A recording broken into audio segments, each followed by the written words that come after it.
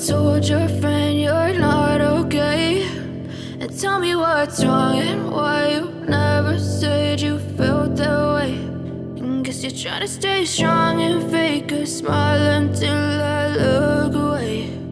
But I've known you too long, it hurts to watch your blue eyes fade to gray. Mungkin agak lebih intens. Sebelum masuk ke materi, saya akan berkenalan terlebih dahulu. Jadi,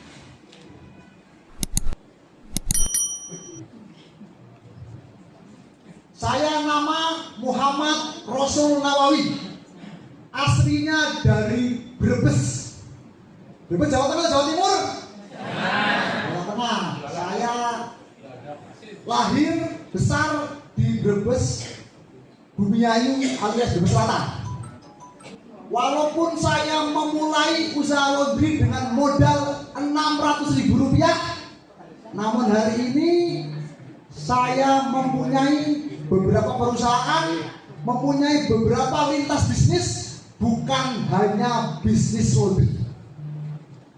Yang pertama, saya adalah CEO Marwangi Fragatika, perusahaan impor parfum dari 15 negara. Yang kedua, saya juga CEO PT Persada Bravo Utama Jordan Mesin Laundry. Kemudian saya juga komisaris Hano Security Laundry System, komisaris PT Tegal Salam Fit, komisaris PT Sari Laut Lagus Indonesia, dan masih banyak lagi. Ini semua saya hanya membuat motivasi, bukan dalam rangka pamer. Kalau saya yang masih tentara aktif bisa mempunyai usaha sebanyak ini dan juga sukses, berarti bapak ibu di depan saya harus bisa lebih sukses dari saya. Bisa? Laundry walaupun usahanya nggak keren, kenapa nggak keren? Nyuciin celana dalam orang, betul? Tapi cash flow-nya kalau bapak ibu mempunyai sistem yang benar, itu 40-60% harus bangga sebagai pengusaha laundry. Kemudian ini sosmed saya. Anggota atau member Asjatan yang ingin terus berhubungan sama saya, itu adalah sosmed saya. Facebook Rasul Nawawi centang biru, Instagram Rasul Nawawi centang biru, YouTube Mentor Laundry Channel. Yang di bawah ada Jordan Co sama Instagramnya @laundryversity. Yang mau berhubungan silakan di add ataupun silakan di follow back kalau sudah berhubung sama saya, agar nanti kita lebih intens dan bisa mendapatkan update-update dari saya. Berikutnya, mengapa harus memakai manajemen militer di bisnis laundry? Apa dasarnya Pak Rasul? Militer itu dalam bertindak selalu mengedepankan ancaman, tantangan, gangguan, dan hambatan. Kalau kita bisnis, apa yang kita pedomani? Persaingan, kompetitor, demand market, dan juga perilaku pasar. Kedua-duanya mirip, kedua-duanya hampir sama. Makanya di sini militer selalu berpikir dan bertindak dengan planning. Plan A, plan B, plan C. Kalau plan A gagal, plan B. Kalau plan B gagal, plan C. Itu seperti itu. Kemudian militer juga selalu memperhitungkan kemungkinan paling jelek, kemungkinan paling tidak diinginkan dari sebuah tindakan. Jadi sama, kalau kita punya bisnis laundry, kita harus hitung. Nanti kalau seperti ini akan seperti ini, kalau seperti itu akan seperti ini. Itu wajib dihitungkan dalam ketika kita awal menentukan studi untuk membuka laundry. Ini penting. Yang berikutnya, untuk mencari strategi yang tepat meraih kesuksesan, militer adalah organisasi paling teratur di dunia. Dari zaman dulu sampai zaman sekarang, tentara itu organisasinya paling teratur, paling stabil, paling kokoh lintas waktu, lintas zaman. Makanya banyak bisnis-bisnis yang diadopsi dari disiplin atau manajemen militer.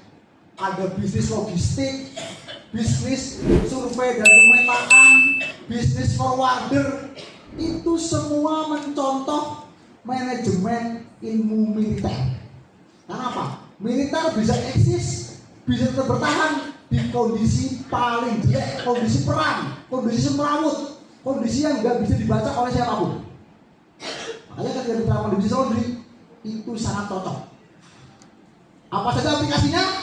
Di belakang saya akan menjelaskan satu persatu. Kita kalau mau usaha harus punya namanya harus punya keyakinan dan juga akidah bisnis. Apa isinya akidah bisnis? Yang pertama, niatkan usaha yang kita bangun dalam rangka berjuang untuk menafkahi keluarga kita. Yang kedua, usaha laundry yang kita buka niatkan dalam rangka bermanfaat untuk orang banyak.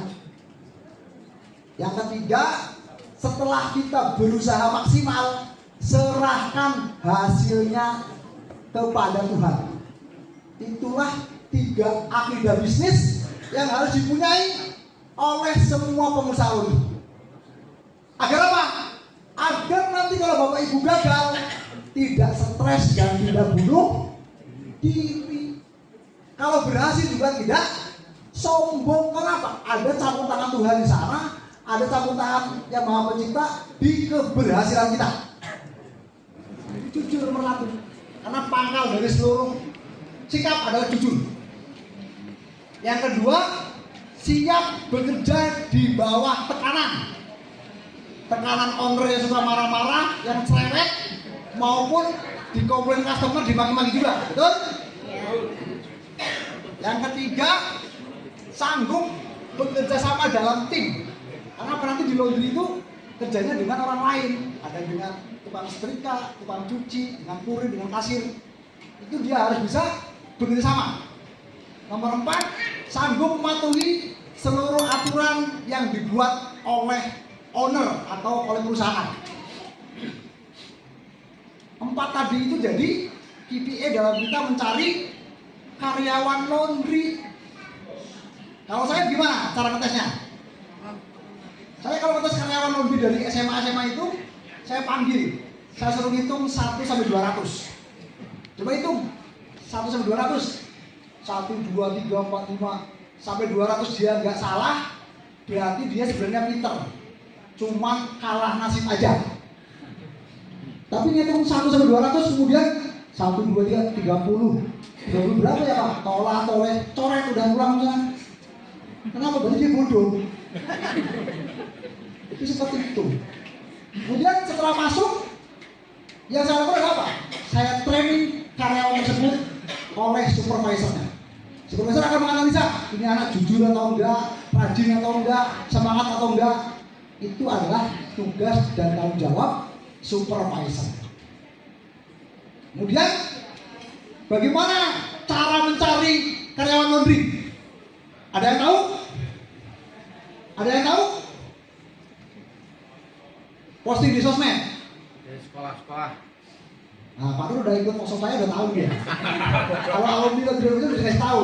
Tapi yang belum pernah ikut workshop saya pasti cari karyawan laundry, posting di Facebook, posting di Instagram, dibutuhkan karyawan laundry dan sekalian. Saya bilang Anda termasuk pengusaha laundry murahan. Tahu murahan? Apa aja diterima yang penting punya karyawan. Ini namanya pengusaha laundry murahan. Nanti lihat aja yang sering posting itu. 1 minggu berikutnya pasti posting lagi. Motor jemputan dibawa kabur karyawan baru. Handphone kasir dibawa kabur karyawan baru, betul? Saya ngalamin itu semua Bu. Kalau Anda berposisikan sebagai pengusaha laundry murahan, ini seperti itu. Kalau Anda gentleman dan punya kredibilitas, cari ke sekolah-sekolah yang mempunyai lulusan terbaru. Pak Guru, Pak Kepala Sekolah, saya punya laundry, butuh karyawan dengan KPI seperti ini, gajinya sekian. Ini semua udah punya laundry Pak ya? Ada yang belum punya laundry? Ada? Nah, berarti udah punya semua. Saya tanya yang sudah punya laundry, bikin SOP-nya pakai video atau pakai tulisan? Pakai video atau tulisan? Tulisan. Yakin dibaca? Yakin dibaca? Gak bakal dibaca. Apalagi udah ibu-ibu pikirannya banyak. Buru-buru baca tulisan SOP Pak. Saya mikirin anak saya masuk sekolah aja gak punya duit aja udah pusing. Bikin SOP itu pakai video, jangan pakai tulisan. Kenapa? Orang zaman sekarang senangnya nonton video, bukan baca komik. Kalau bayarnya di belakang, pasti raknya penuh, gantungannya penuh, lacinya kosong. Betul? Kalau bayar di depan, raknya sedikit, gantungnya sedikit, rekeningnya penuh. Kira-kira pilih yang mana? Yakin berani? Yakin berani? Dulu saya migrasi dari bayar di belakang ke depan, customer saya semuanya kabur. Mau seperti itu? Mau kabur? Gak berani pasti. Jadi untuk mengatasi hal itu, saya mengambil langkah bisnis serius. Yaitu apa? Mengganti bayar di belakang menjadi bayar di depan dengan 3 strategi. Yang pertama, saya akan mengedukasikan atau menyampaikan tentang perubahan bayar di depan, bayar di belakang ke depan ke customer minimal 1 bulan sebelumnya. Contoh dengan bisnis atau bisnis saya adalah autopilot. Apa itu autopilot, Pak Rasul? Autopilot itu bisnisnya jalan, kita sebagai owner bisa memonitor setiap saat melalui manajemen kita, melalui tool-tool yang kita tahu. Jadi saya kurang sependapat dengan ungkapan bisnis jalan, owner jalan-jalan. Itu seperti tukang bakso keliling. Tahu Bu, bakso keliling? Bisnisnya kan jalan tuh Pak. Bisnisnya jalan, boleh gobrak. Ownernya jalan-jalan. Betul? Itu nggak pas. Yang pas apa? Autopilot. Walaupun saya sebagai ownernya nggak ikut campur dalam laundrynya sehari-hari, tapi saya bisa tahu, oh ini cabang ini omsetnya sekian, komplainnya sekian, karyawannya sekian, semua ada dalam handphone saya. Makanya tadi kan Mas Tony udah ngomong digitalisasi ya, Bilas ID. Itu salah satu tujuannya adalah untuk membuat manajemennya autopilot. Banyak banget teman saya di laundry, dari buka kios sendiri, nyuci sendiri, dikomplain sendiri, nutup toko sendiri. Percayalah, Anda akan mati muda. Kenapa? Anda tidak membuat sistemnya. Anda nanti dikejar-kejar oleh customer laundry Anda yang terus-terusan komplain. Saya nggak mau seperti itu Pak. Saya nggak mau mati muda. Saya nggak mau nggak menikmati apa-apa yang saya usahakan. Saya membuat jenjang karir, jenjang organisasi. 1 outlet laundry Jordan, karyawannya 10 orang. Perhatikan 3 hal. Apa saja? Standarisasi, digitalisasi, otomasi. Jangan pernah buka cabang kalau belum menguasai 3 hal tersebut. Kenapa? Anda cabang yang pertama aja belum selesai, belum berdiri dengan kokoh, buka cabang berikutnya yang untuk keren-kerenan, percayalah Anda akan nambah masalah. Kita harus berpikir sebagai pengusaha laundry. Contohnya apa? Oh saya satu cabang, net profitnya dari laundry kan 50 juta. Kalau saya pengen punya 500 juta, saya harus punya berapa cabang? 10. Kalau saya pengen punya 5 miliar, harus berapa cabang? 100. Kira-kira berhasil atau enggak? Kira-kira terwujud atau enggak? Kalau Anda mengikuti kaidah yang benar, pasti terwujud. Ya Bu, silakan. Bagaimana untuk lotre di kampung dengan sistem antar jemput agar bisa bayar di depan? Apa pas jemput harus bawa timbangan dulu? Pas jemput bawa timbangan, bawa handphone.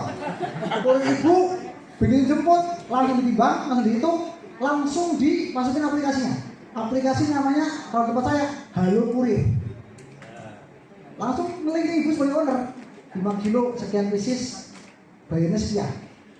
Begitu Bu. Nanti customer bayarnya motornya pakai WhatsApp. Sering. Gak lagi ngomong, Pak, bonnya hilang, cuci gak ada. I know you told your friend you're not okay.